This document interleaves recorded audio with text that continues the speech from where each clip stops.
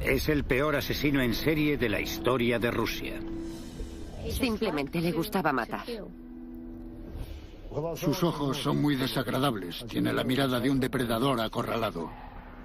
Durante años mantuvo aterrorizada a la ciudad. Durante años se ha burlado de la policía. Solo queríamos cogerlo para que no muriera más gente. Sus víctimas eran los más solitarios y vulnerables. Operaba de una forma muy cuidadosa. Y mantenía un curioso registro de sus crímenes. Basada en un acceso sin precedentes a la Brigada de Élite de Homicidios de Moscú y en las grabaciones únicas de la policía de una espeluznante confesión en el lugar del crimen, esta es la historia jamás contada de la caza del asesino en serie más prolífico de Rusia.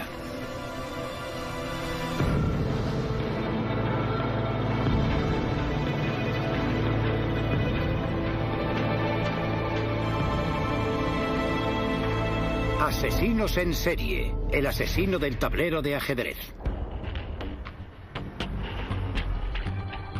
Moscú ha experimentado cambios extraordinarios desde los días oscuros de la Guerra Fría. Hoy es un lugar de fabulosa riqueza y de pobreza demoledora. De catedrales de postal y recios complejos residenciales, y también es el telón de fondo para uno de los asesinos en serie más famosos de Rusia. El Parque Vitsa es un bosque extenso que cubre 22 kilómetros cuadrados al sur de Moscú. Es un sitio muy popular, donde los rusos corrientes jugaban al ajedrez o simplemente disfrutaban de un agradable paseo. Pero durante años guardó un turbio secreto.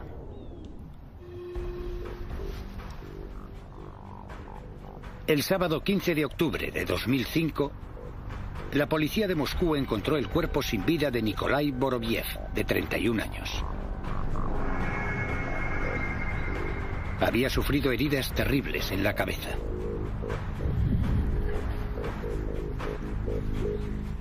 Denis Adamenko fue uno de los primeros policías en llegar al lugar. Fue aquí, exactamente en este lugar, donde encontramos a una de las víctimas. Desde luego, cuando lo encontramos, este no era un lugar nada agradable. Presentaba numerosas heridas por todo el cuerpo y una botella clavada en su cráneo. Su cerebro estaba esparcido por toda la zona. Un mes después aparece otro cadáver, el de Nikolai Sakharchenko, de 63 años. Casi 2 semanas después, otro, Vladimir Didukin. Y una semana más tarde, otro, Nikolai Koryagin. Cuando llegó la Navidad, habían aparecido 7 cuerpos asesinados y mutilados en el Parque Vitsa. Ninguno de los cuerpos había sido escondido y a ninguna de las víctimas se les había robado, pero todos tenían la misma horrible herida en común, una botella de vodka o un palo clavados en la herida abierta y sanguinolenta de la parte posterior de la cabeza. Quedó claro desde el principio que no eran simples coincidencias, sino que se trataba sin duda de un sanguinario asesino en serie. Teníamos que capturarlo enseguida. Las complicadas investigaciones de homicidios son llevadas a cabo por el equipo de élite de homicidios de la policía de Moscú, y su investigador más experimentado y de más alto rango es Andrei Suprunenko, quien a menudo se las tiene que ver con el submundo criminal de Moscú y con los asesinos más violentos de la ciudad. Está acostumbrado a llevar casos complejos y peligrosos, como el que le costó la vida a su predecesor. Empecé a investigar este caso criminal en febrero de 2006, cuando quedó claro que nos enfrentábamos a un asesino en serie. Fue difícil porque nunca dejó que nos relajáramos. Cada 2 semanas aparecían cadáveres nuevos. No paramos de trabajar ni un solo día. Con 7 cadáveres descubiertos por la policía y un asesino en serie suelto, Moscú se convierte en una ciudad dominada por el miedo. La periodista de investigación, Yana Zarkinskaya, se siente atraída de inmediato por el caso y empieza a cubrir la historia para la prensa rusa y británica. Nos dimos cuenta de que se trataba de un asesino en serie que operaba en el Parque Vitsa. Le llamábamos el maníaco de Vitsa. La gente estaba asustada El Parque Bitsa es un sitio donde se va a pasar un buen rato, pero la gente tenía miedo de ir por allí porque había una sensación de peligro.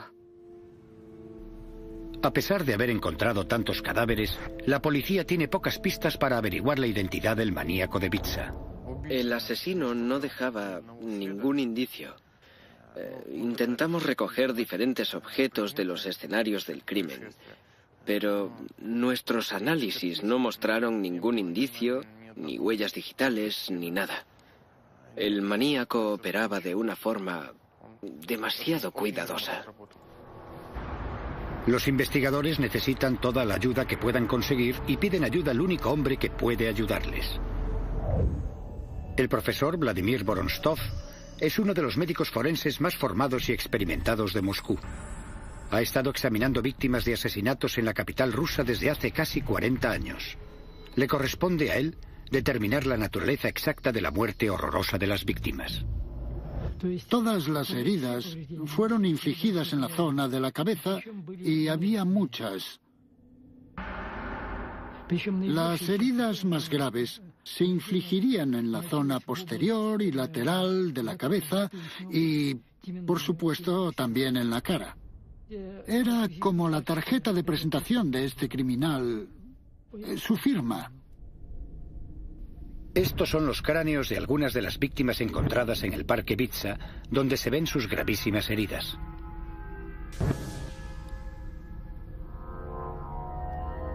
Aunque las pruebas forenses son muy limitadas, el profesor Vorontsov todavía puede determinar el arma que debió usarse. Esta fractura fue causada por un objeto que tenía una arista en forma de ángulo. Podría haber sido un martillo. ¿Pero quién es el asesino que empuña el martillo en el Parque Bitsa? En pocas semanas sucede algo que promete desvelar todo el misterio. Señorita, venga aquí.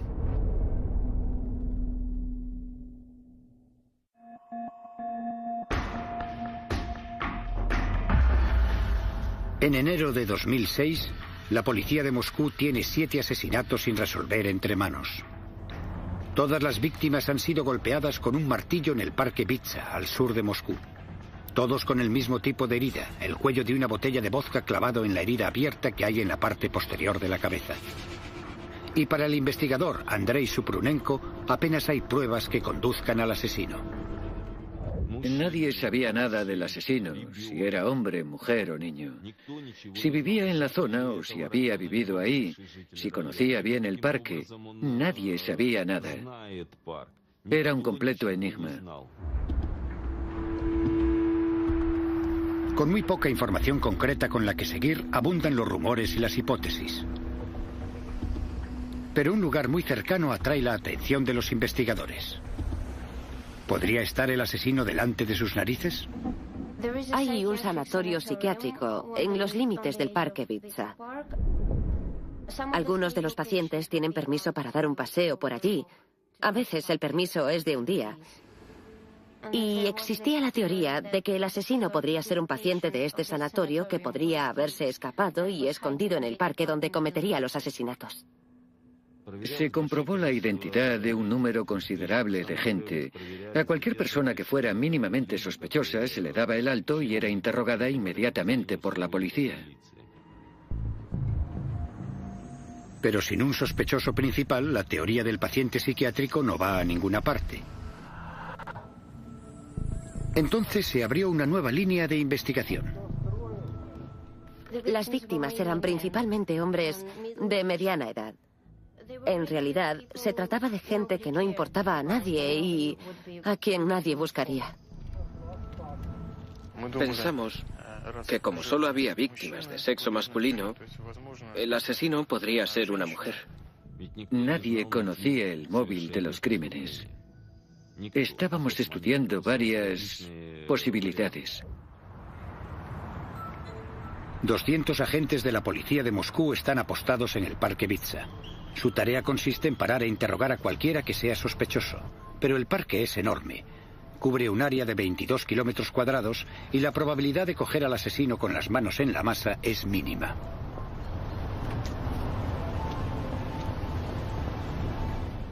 Señorita, venga aquí.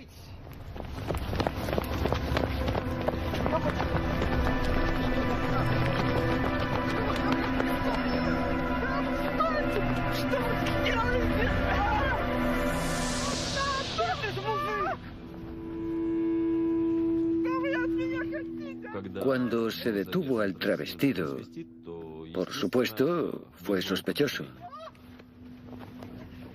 Luego, la policía hizo un descubrimiento sorprendente.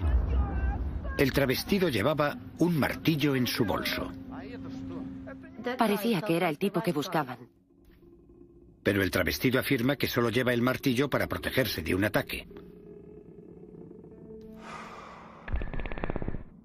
Cuando la historia sale a la luz, es un gran día para la prensa. Pensamos que ese era el auténtico asesino y hubo muchos periódicos con el titular "Han cogido al maníaco de Ibiza". Pero el travestido tiene una buena coartada. Llegamos a la conclusión de que no era el asesino al final del primer día. Pero comprobar su coartada nos llevó casi 24 horas de trabajo ininterrumpido. Y solo después de comprobarla se le puso en libertad.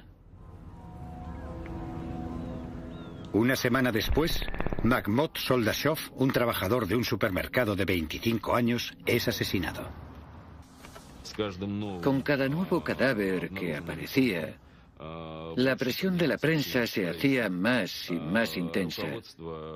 La policía y los fiscales nos presionaban para que encontráramos y detuviéramos al asesino cuanto antes. Era una cuestión prioritaria. La presión a la que está sometida la Brigada de Homicidios es cada vez más intensa. Intentan por todos los medios que no aumente el número de cadáveres, que ahora son 12. Más investigadores, como Elena Pumirsina, son asignados al caso. Teníamos que tener un equipo preparado por si pasaba algo, por si había más asesinatos. Entonces sucede algo significativo. En un determinado momento, y por alguna razón que aún no teníamos clara, se puso a matar mujeres. En abril de 2006, los investigadores encuentran el cuerpo de Larisa Quiligina, de 48 años, que trabajaba en un supermercado. 2 meses después, encuentran el número 14. En junio de 2006 se descubrió otro cadáver, el de una mujer con el mismo tipo de heridas. Las típicas, como las de los anteriores, así que supimos que teníamos otro caso para investigar. Luego los investigadores encontraron algo muy importante: un billete de metro en la chaqueta de la mujer asesinada.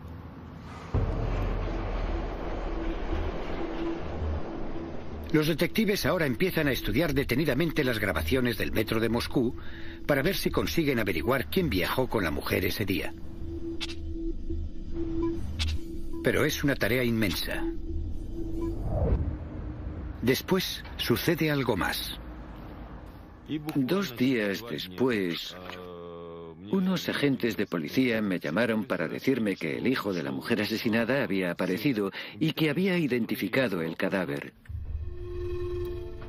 La víctima era Marina Moskalyova, una madre soltera de 36 años. Vivía sola con su hijo Sergei. Cuando nos entrevistamos con él, nos dijo que su madre había salido a dar un paseo con su novio, Sasha. No volvió a casa.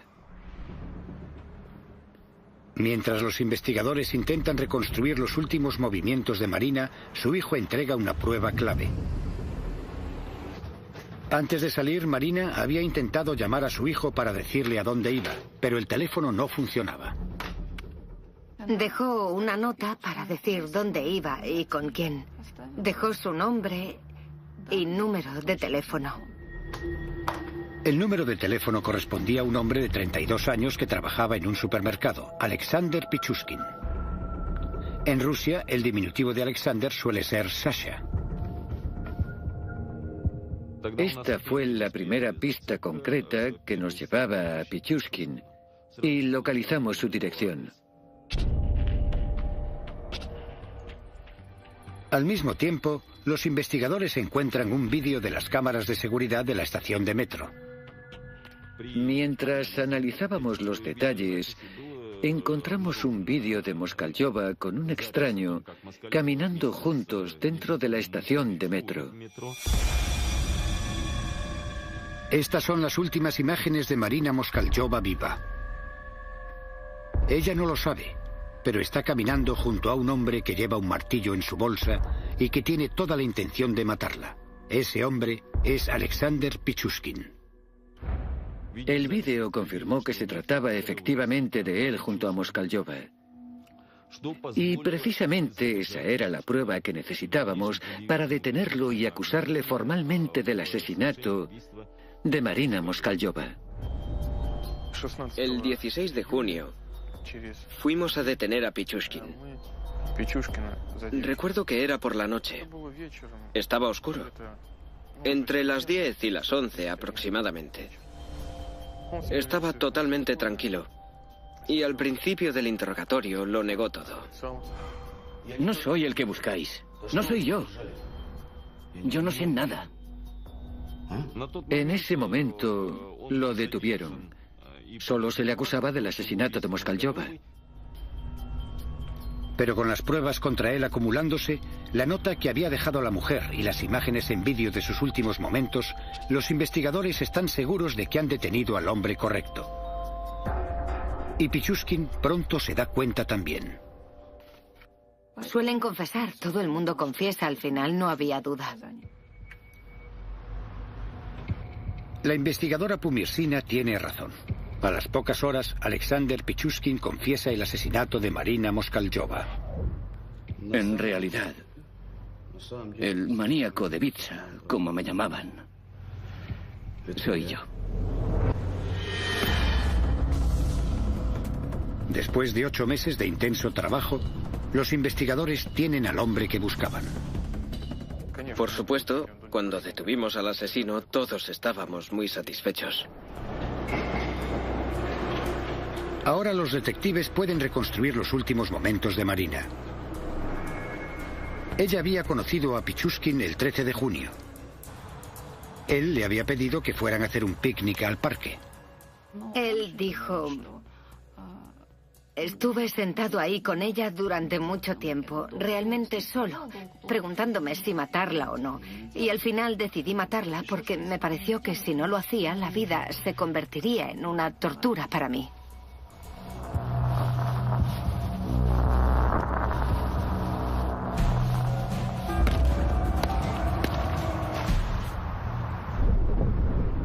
Los investigadores sospechan que Pichushkin ha cometido 14 asesinatos en el parque Vitsa. Pero lo que viene después es una sorpresa absoluta. Por supuesto, ninguno de nosotros podía imaginarse el número real de crímenes que había cometido. Cometí 61 asesinatos. 60 de ellos en el parque Vitsa. Durante 14 años. Hice lo que me vino en gana.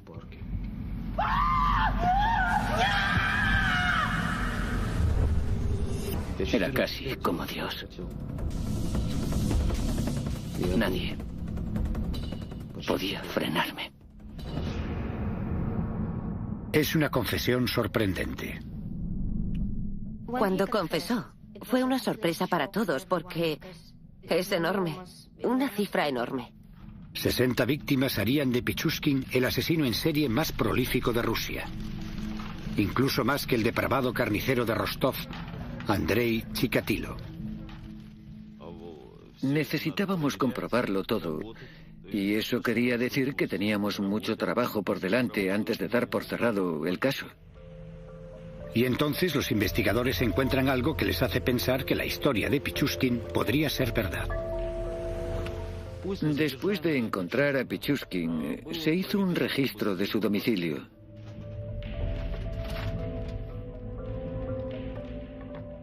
Encontramos un tablero de ajedrez con un número pegado en cada casilla. Cada cifra, cada número, era un asesinato.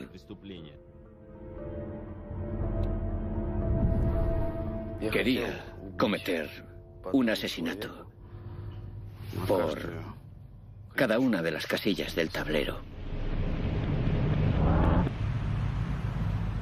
¿Pero era cierto lo que dijo en esa extraordinaria confesión?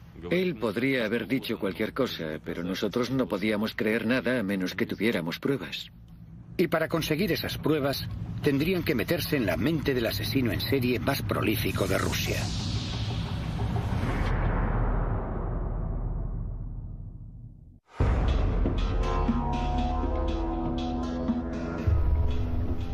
En junio de 2006, después de haber encontrado 14 cadáveres en el Parque Vitsa, la Brigada de Homicidios de Moscú detiene a Alexander Pichushkin, sospechoso de ser el maníaco de Vitsa. Pero al interrogarle, Pichushkin confiesa no solo los 14 asesinatos de los que la policía tiene conocimiento, dice que ha matado a más de 60 personas, y eso le convierte en el asesino en serie más prolífico de Rusia. Era casi como Dios. ¿Pero es cierto todo lo que dice? Cada una de las confesiones tiene que ser analizada y probada. Es un trabajo ingente. Uno de los nombres que Pichushkin da a los investigadores es el de Vladimir Fomin, un joven que desapareció sin dejar rastro en 2003. Nikolai Fomin recuerda el día en que desapareció su hijo. Bueno, él se fue el 14 de octubre de 2003. A eso de las 7 de la tarde nos dijo que iba a comprar cigarrillos. Ya no lo vimos más. Era un buen hombre, sensible y amable. Cuidaba de sus amistades y se hizo cargo de su hijo recién nacido. En 2006, la investigadora Pumirsina me llamó. Me pidió que viniese para una entrevista a la comisaría de Leninsky. Y allí me enteré de que todos los casos de desapariciones se habían fundido en un solo caso, el caso Pichushkin. Para seguir construyendo su caso contra él, los fiscales necesitaban que Pichushkin siguiera hablando. El trabajo es asignado a Valeria Shushkova. Mi trabajo era conseguir que siguiera hablando y establecer una relación psicológica con él. Me sentía el padre de todos ellos. Les abrí la puerta de otro mundo. Tu primer asesinato es como tu primer amor. Nunca lo olvidas. Cuanto más cercana la persona, más agradable es matarla. Es más emocional. Era terrible escuchar las cosas que decía. Incluso para mí, una investigadora con experiencia, percibir el placer y el deleite en su voz cuando describía cómo aplastaba sus cráneos y les clavaba palos y botellas en las heridas. En Rusia, para evitar dudas durante el juicio, los investigadores llevan a los acusados otra vez a la escena del crimen y les hacen reproducir exactamente lo que pasó y filman los resultados. En el caso de Pichushkin, los investigadores necesitan verificar sus sorprendentes declaraciones, pero también están dispuestos a negarle el placer obvio que le proporciona el hecho de revivir sus brutales asesinatos. El investigador Maxim Sarkov es el cámara oficial. Fui al Parque Vitsa con Pichushkin 27 veces en total y filmé más de 40 horas de vídeo con él. Pichushkin tiene una memoria asombrosa para los detalles de sus crímenes. ¿Podrías mostrar con el muñeco cómo le golpeaste? Yo estaba aquí, de pie. Saqué el martillo, corrí hacia él y le golpeé. Él gritó. ¿Con qué parte del martillo le asestaste el golpe? Con el lado romo. El lado romo, ¿no? Sí, él gritaba muy alto. Le golpeé otra vez enseguida. Y él se cayó. Así. ¿De espaldas? De lado. Bien. ¿Y luego qué pasó? Luego le golpeé aquí, ahí, varias veces. En la cabeza, para rompérsela. Le clavé la botella de vodka en la cabeza. Primero quería usar un palo, pero no cabía. Lo saqué y lo tiré. Clavé la botella. Estuvo resollando mucho tiempo, incluso cuando ya estaba muerto. Le golpeé otra vez en la mandíbula. El hecho de que recordara con tanto detalle lo que había hecho en cada momento fue de mucha ayuda. Él conocía el bosque muy bien y nos enseñó los lugares exactos donde había cometido sus crímenes. Denis Adamenko es el oficial que va esposado a él a lo largo de sus confesiones en el bosque. Solo tenía un pensamiento. Quería que nos enseñara todos los que pudiera, que nos lo contara todo. Dónde tiraba a la gente, dónde los dejaba. Quería todas las pruebas que pudiera conseguir. Así que empecé a golpearle así. Pero el caso contra Pichushkin no puede depender solo de su confesión.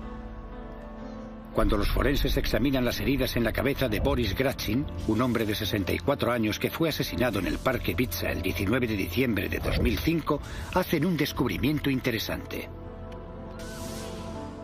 Encontramos trozos de plástico introducidos en las heridas al examinar las muestras de piel. Nuestra conclusión preliminar fue que esos pequeños fragmentos de plástico podrían formar parte del objeto usado para golpear. La policía de Moscú recuperó este martillo. Pichushkin afirma haberlo usado, pero hace falta probar que es el arma del crimen. Mientras estábamos estudiando con mucho detenimiento el martillo, encontramos que presentaba algunos arañazos profundos en la superficie del mango, cerca de la cabeza. Al compararlo con las partículas que habíamos encontrado, resultó evidente que formaban parte de ese mango.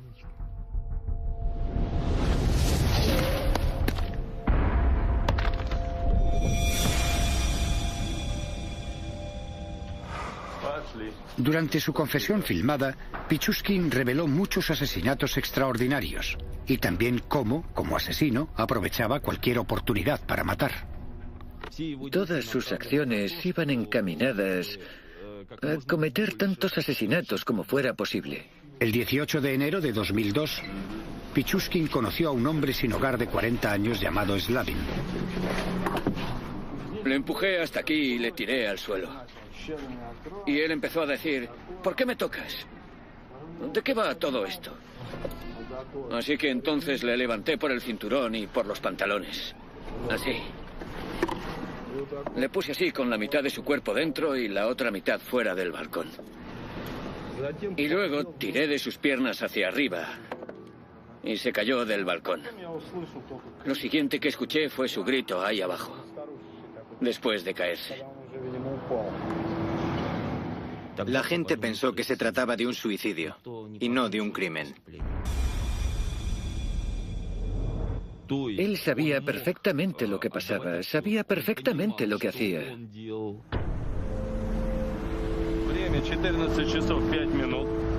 Según los investigadores van hurgando más en el pasado, construyen una imagen precisa del hombre que dice haber asesinado a más de 60 personas. Pichushkin nació en Moscú el 9 de abril de 1974. Sus antecedentes parecían corrientes. Vivía con su madre y su hermana en este apartamento de la calle Kersonskaya. Es un piso típico de la época soviética y no está lejos del Parque Bitsa. Tenía un trabajo fijo en un supermercado y en general le caía bien a la gente. Su vida era normal y corriente. Pero Alexander luchaba por ser diferente. Un equipo de médicos del Instituto Ruso de Psicología dedicó 6 meses a estudiar el historial psicológico de Pichushkin. Uno de ellos era el psicólogo Eugeni Machushkin. No era feliz en su vida privada. Solo hacía su trabajo y llevaba una vida solitaria. Por lo que sabemos, intentó vivir con mujeres en varias ocasiones e incluso intentó formar una familia, pero fracasó.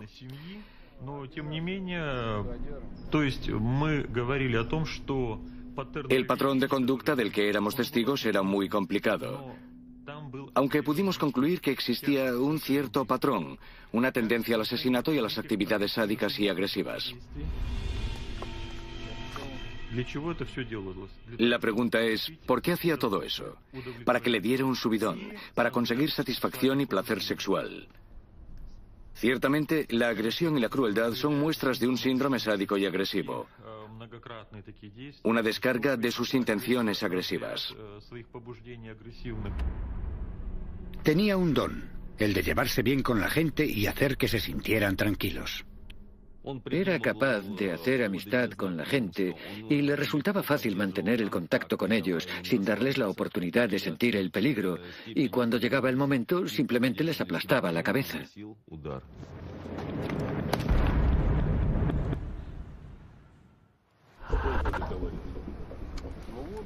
Durante las 40 horas de confesión filmada en el bosque, Pichushkin continúa horrorizando a los investigadores por la naturaleza de sus crímenes. Pichushkin nos llevó al lugar de un crimen del que no sabíamos nada, y allí encontramos los restos de un hombre que nunca había sido descubierto. Los dientes están ahí. Y los huesos. ¿Ves que da un maxilar? Aquí hay más huesos. El maxilar pertenece a Oleg Luernenko, un trabajador de San Petersburgo de 36 años. Era un lugar muy escondido en el bosque y, por desgracia, no quedaba mucho de ese hombre. Los animales habían estropeado demasiado el cadáver y prácticamente no quedaba nada para poder reconocerlo. Luernenko es la 15ª víctima de Pichushkin que se encontró en el bosque. Pero el asesino del tablero de ajedrez afirma que ha asesinado a más de 60 personas. Entonces, ¿dónde están los otros 45 cadáveres? Al analizar sus archivos, los investigadores se fijan en el caso de un crimen sin resolver que tuvo lugar en el Parque Vitsa 4 años atrás. En febrero de 2002, la policía local recibió una llamada desde un hospital sobre una paciente con extrañas heridas. Llamo del hospital número 6. Tenemos aquí a una paciente que creo que debería ver. ¿Cuándo cree que podrá venir? María Viricheva tenía una historia preocupante acerca de un hombre que había conocido recientemente. Un hombre llamado Alexander Pichushkin. ¿Qué ha pasado? ¿Quién se lo ha hecho? Le conocí en la estación de metro. El 23 de febrero de 2002, María conoció a Alexander Pichushkin cerca de la estación de metro de Kakhovskaya. Acababa de separarse de su novio y estaba desesperada por conseguir llegar a fin de mes. Yo estaba llorando. Él se acercó y me preguntó qué me pasaba. Me ofreció una bebida. Pichushkin se ofreció para venderle unas cámaras. Le dijo que las había escondido en el Parque Vitsa. María Viricheva estaba embarazada en ese momento. Me llevó a un lugar muy apartado y me dijo que las cámaras estaban en la alcantarilla.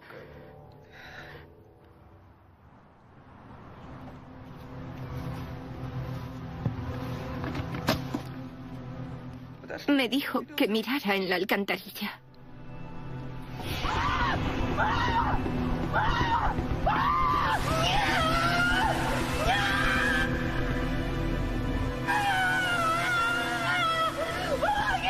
El agua, que corre muy rápidamente, arrastra a Viricheva, que consigue aferrarse a la vida al encaramarse en una alcantarilla en desuso.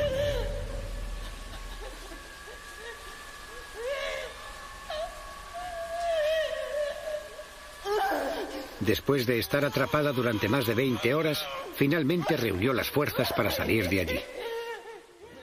Estaba intentando encontrar la salida, pero no veía nada.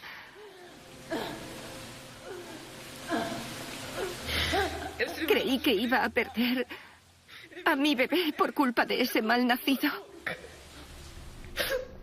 En ese momento, la policía local decidió no seguir con la investigación a pesar de la declaración detallada de Viricheva. Ella sabía quién había intentado matarla y dónde encontrarlo, pero el policía local le pidió que no siguiera adelante solo porque no querían lo que para ellos era un mal caso. Pensó que no era importante y no quería hacer trabajo extra. Ahí se perdió una buena oportunidad. Tuvieron la posibilidad de cogerle mucho, mucho antes y de salvar más de 20 vidas, creo.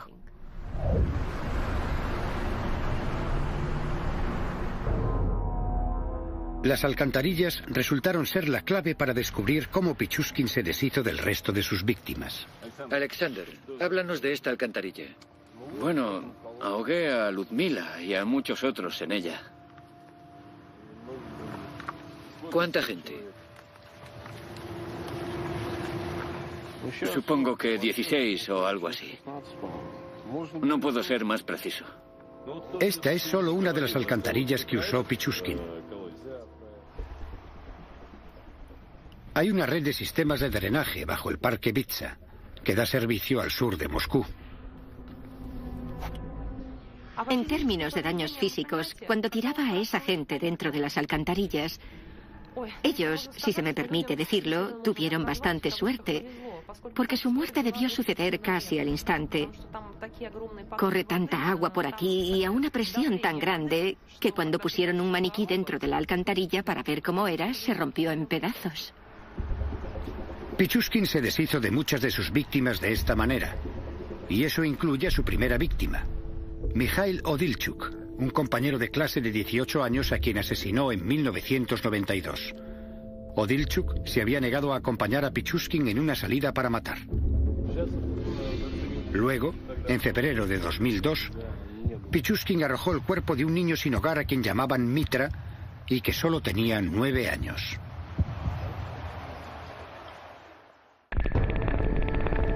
Pichushkin afirma que arrojó los cuerpos de unas 43 personas en las alcantarillas que hay bajo el parque Vitsa. Incluso nos echó la culpa por no ser capaces de encontrar todos los cadáveres. En serio. Nos echó en cara que no trabajábamos lo suficiente, que éramos unos vagos. Llegamos a tener que decirle que si no hubiera arrojado los cuerpos a las alcantarillas, si los hubiera dejado sobre la tierra, los habríamos encontrado todos. Pero queda una pregunta. ¿Por qué Pichushkin pasa de tirar los cuerpos a las alcantarillas donde simplemente desaparecen a dejarlos al aire libre donde casi es seguro que los encontrarán? Me dio la impresión de que no podía callárselo por más tiempo y que necesitaba que todo el mundo lo supiera.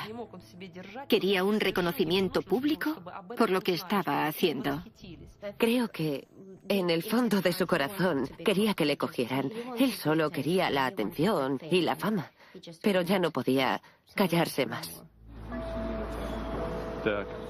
Alexander Pichushkin está a punto de vivir su momento de fama. Los fiscales de Moscú han construido un caso sólido contra él, con pruebas suficientes para acusarle de 45 asesinatos. Bajo la mirada de los medios de comunicación de todo el mundo, el asesino del tablero de ajedrez se enfrenta a la última partida.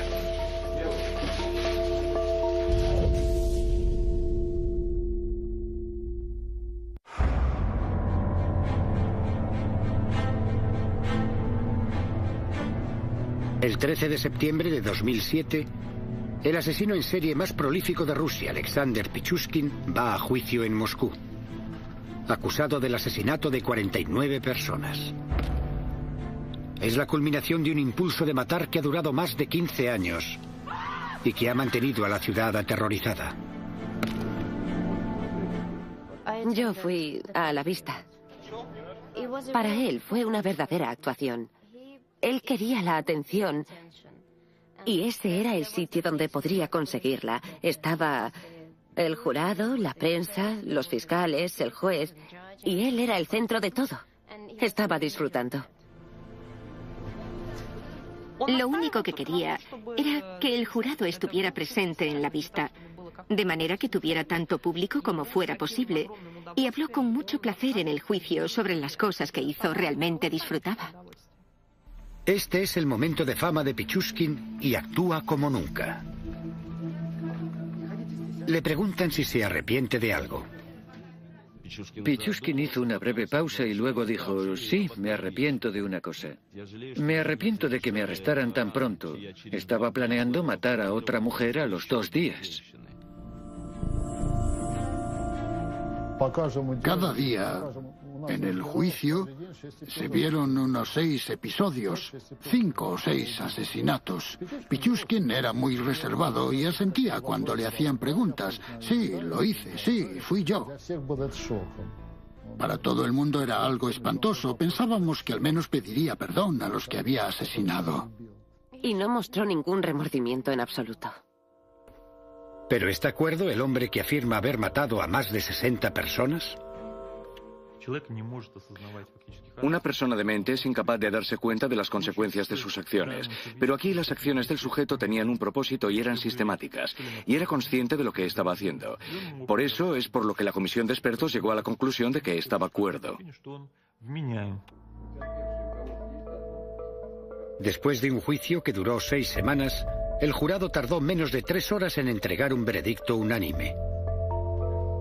Y el lunes 29 de octubre de 2007, el juez Vladimir Usov dictó sentencia.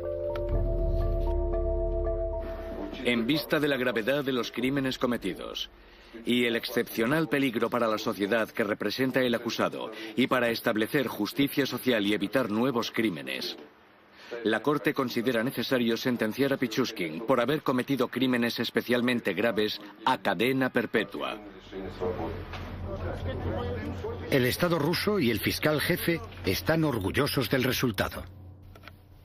Se ha hecho justicia. Ha recibido el castigo que merecía por sus horribles crímenes. Pichushkin pasará el resto de su vida entre rejas. Los primeros 15 años en una celda incomunicada. Para Nikolai Fomin, la sentencia es una manera de hacer justicia por la cruel muerte de su hijo. No hay castigo mayor que la cadena perpetua. No se puede dar un castigo mayor, así que pasará la vida metido en la cárcel. A pesar del veredicto de culpabilidad, el cuerpo de Vladimir Fomin no se ha encontrado. Un hecho que proporciona a la familia un poco de consuelo. Es esperanza. Si no hay cadáver, la persona puede estar viva. Es como en la Segunda Guerra Mundial. La gente que recibía la noticia de que alguien había desaparecido seguía esperando 40 o 50 años. ¿Y si resulta que tenemos suerte? Volverá millonario desde algún sitio, quizá de América. Condenar a Pichushkin había llevado 9 meses de trabajo agotador. Había sido muy duro y estresante. 24 horas al día, 7 días a la semana, un montón de trabajo. Nunca lo olvidaré. Bueno, para mí fue el caso más importante de mi carrera. Me he enfrentado antes con asesinos en serie, pero ninguno era tan cruel y despiadado como Pichushkin. Aunque él sigue afirmando que ha matado a más de 60 personas, la policía nunca ha encontrado los cadáveres. El tribunal tenía pruebas para condenarle por el asesinato de 48 personas. Era una cifra asombrosa. Nunca antes había entrevistado a un asesino en serie con tantas víctimas, pero había tenido casos parecidos. La única diferencia en este caso era que atrajo mucha atención pública.